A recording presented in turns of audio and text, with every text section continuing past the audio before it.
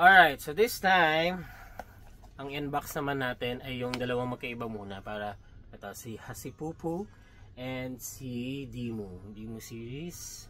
Kita ba? Liwanag kasi. Dimo at saka Hasipupu series. Since magkaiba naman sila. Pero this time, let's try to unbox it dun sa mahirap siya. Kasi hindi mahaba yung tinitier. Hindi mahaba yung ganito na lang natin for the sake of buksan na lang din natin sa taas. Ma-feel natin yung pagsisira. Okay,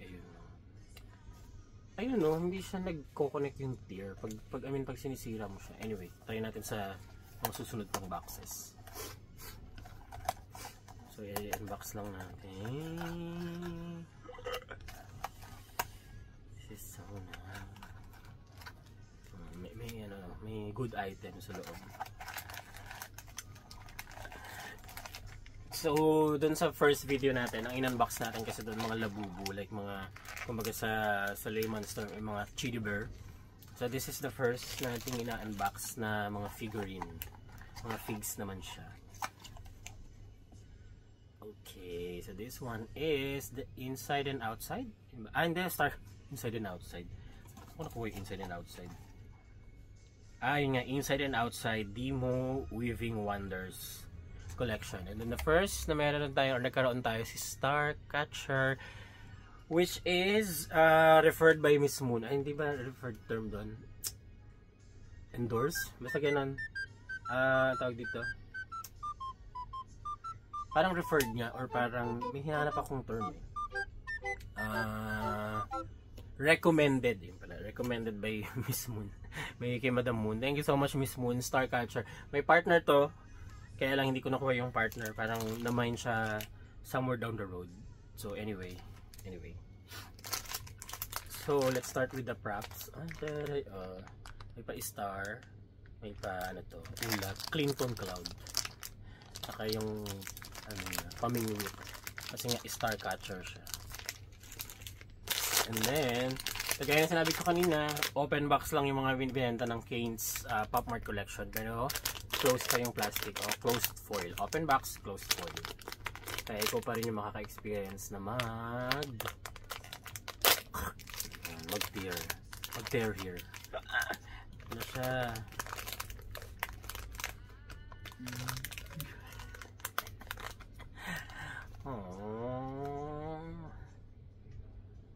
So cute.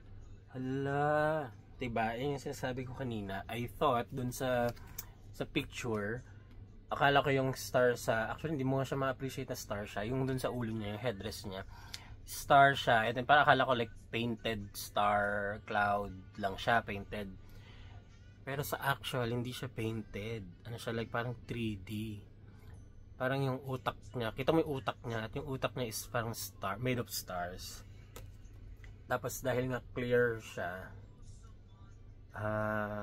so nagmukha siyang parang like jar, at yung ulo niya, tapos sa loob is star. Oo. Taray. May pangalan ako sa kanya, siya si Lutang. Oo. Puro bituing, walang ningning lang yung nasa utak niya. So hindi naman siya movable ata. Sinakalagad. So hindi siya movable, ganyan lang siya. Yan yung actual design niya. Then for the reference, meron tayong medida. Para lang alam niyo yung exact size niya. So kung sisimulan natin dun sa bumbunan niya hanggang sa kanyang talampakan, ayan simulang bumbunan hanggang talampakan kasi nakapilantik tong si Batla eh. So ang sukat niya ay mga nasa 3.5 inches ang laki. Ano mga ganun, including na yung sombrero. So 3.5 inches siya. So anyway, makita ko, ito lang siguro muna. Ay, tapos nasi-shake siya. Nasi-shake yung loob, naalog yung utak niya. Naalog yung mga star. Pwede siguro tong bulahan ng bingguan. Sige, dahil malakas kayo sa akin. I-open na rin natin yung mga props niya. Ay, ang cute lang. Dapat ganyan yung box. Ito yung cloud, natatapakan niya. And then meron siya, yun, nakakabit siya. Pwede mo siyang, ayan, nakakatayo na siya sa sarili niyang paa. And then, so may pa-wand si Batla. Saan mo siya ikakabit, girl? Ano siya hawakan? Bayot ka. Ah, okay, wait. Ah, hindi eh. Naku, sa mga susunod, gawin nating unbox. Binigyan ng problema. Hindi ko siya malaman paano siya. Ah! Okay, wait. Sorry, hindi pala siya doon. Dito pala siya. Ayan, nakatusok na siya sa cloud. Oh, and then the star. Ito na yung pamingwit niya. Pakita ko muna sa inyo bago ko siya ikabit. Ay, day. Oh, mukhang condominium talaga, day. Pero siyang condominium na nilagyan mo lang na ng pa-stick. And then may isa siyang kasamang star. Dahil parang chichirya talaga ito. Parang bevel gum. Pero ilalagay mo lang siya sa loob. Ayun, para kunwari may huli naman si Batla. And then meron siyang kabitan dun sa mure. So I'm assuming ikakabit mo siya pag ganire. Diba? Sana hindi nalalaglag yung mga parte. So, ayan. Medyo naman siya. Steady.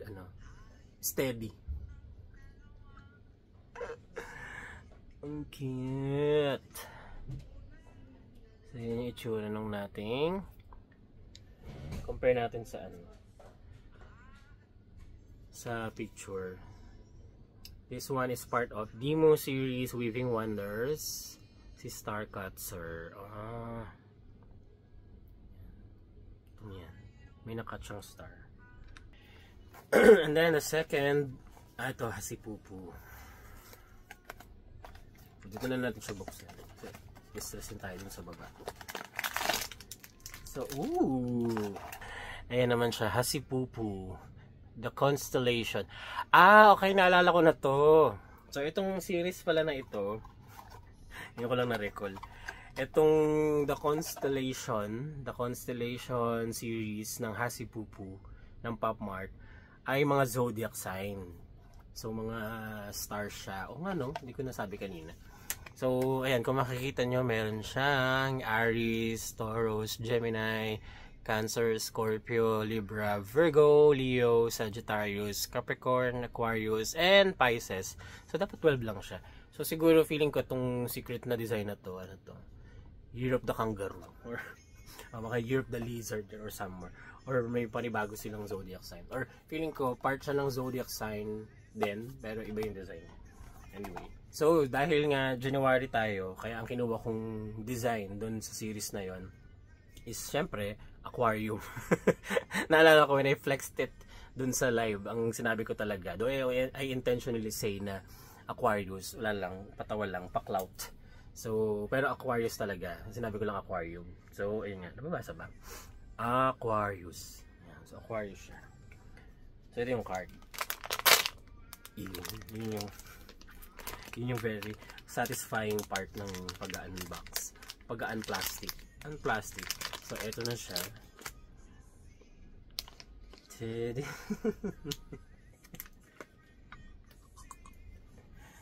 So cute. Kita ba? Ayan, may sipon. May siyang sipon dun sa ibabaw. And then, naiyak siya. May paiyak si Batla. Tapos naka lang siya, naka-brep. Kasi meron siyang, feeling ko naliligo siya.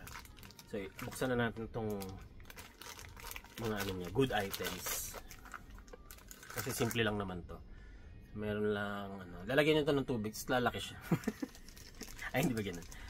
Kasi para siyang naliligo. Kasi nga naman, Aquarius siya.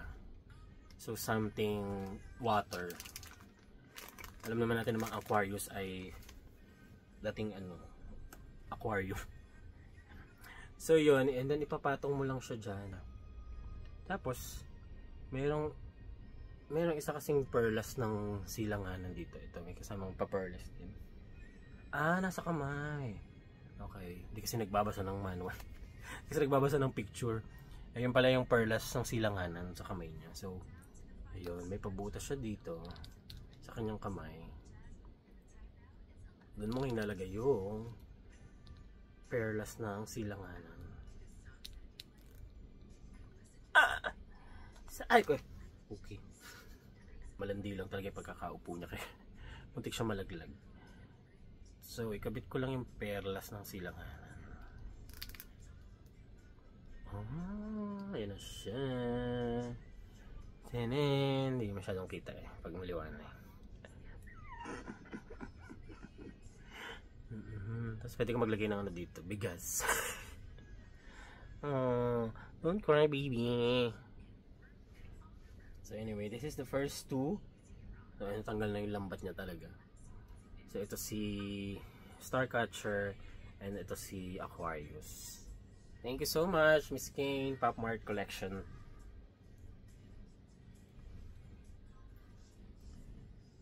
So cutie. Cutie, cutie, cutie.